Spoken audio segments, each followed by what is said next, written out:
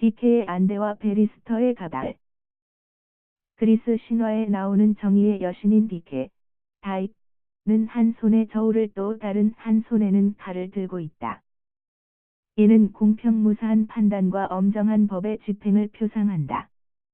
그런데 정의의 여신은 눈을 왜 안대로 가린 것일까? 원래 신화상으로는 눈을 가리지 않았으나 중세의 독일의 풍자극에서 눈을 가린 모습으로 묘사한 데서 유래한다는 주장도 있다. 어쨌든 그 이유는 주관적인 편견과 선입견이 없도록 하는 데 있다. 이에 반해 혹자는 오히려 눈을 똑바로 뜨고 정의와 진실을 구현해야 한다고 주장하기도 한다. 우리 대법원에 있는 정의의 여신상은 눈을 뜨고 서 있지 아니하고 앉아 있으며 또한 칼 대신에 법전을 들고 있다. 법대에 앉은 판사의 모습으로 형상화하고 있다. 영미법계 국가의 법정에서 변호사, 베리스터가 착용하는 가발도 유사한 상징적 의미를 가진다. 가발을 쓴 변호사들이 서로 비슷하게 보이도록 함으로써 판사로 하여금 차별이 없는 공정한 재판을 도모하고자 한다. 반론도 물론 있다. 원래 가발은 프랑스의 국왕이 착용한 것인데 영국의 왕실, 귀족 및 법정 변호사가 하나의 패션으로 받아들였다는 것이다.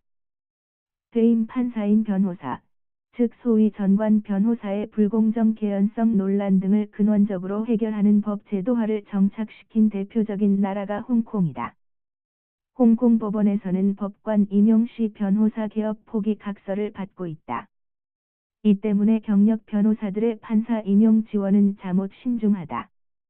일단 판사로 임명되면 이후 법관 경력이 도움될 변호사로의 활동이 원천적으로 차단되기 때문이다.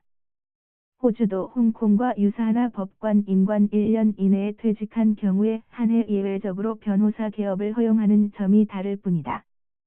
영국 등에서는 사법문화 전통의 일환으로 전관 변호사의 소송 관여가 금기시된다.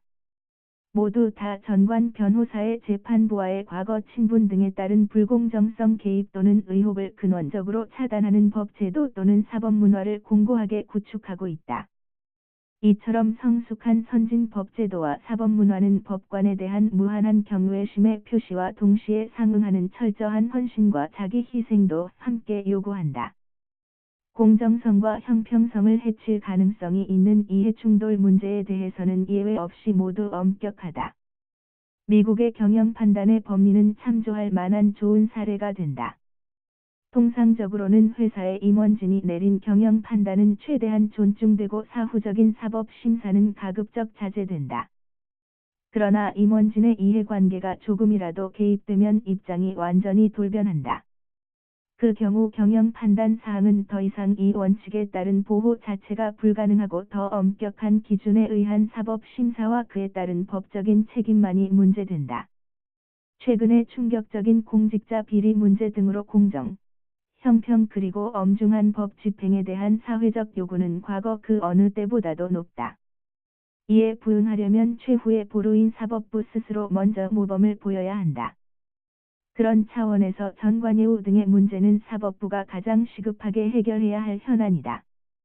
그리고 사법부 자신의 문제라는 점을 철저하게 인식하고 깊은 자성이 필요하다. 어쩌면 아직도 전관예우 등에 관한 논란이 있다는 사실 그 자체가 우리 사법문화의 후진성을 반증하는 셈이다. 또 전관예우가 가지는 문제의 심각성을 결코 간과해서는 아니 된다. 이 문제 해결을 더 미루면 사법부에 대한 근본적인 신뢰와 권위도 잃을 것이다. 따라서 사법개혁은 전관예우 등의 문제 해결에서부터 시작해 바로 사회 전반에 걸친 엘리트 카르텔 형태의 부패와 비리를 근원적으로 척결해야 한다. 이를 위한 기초 토양 자체는 김영란법으로 이미 어느 정도 준비돼 있다.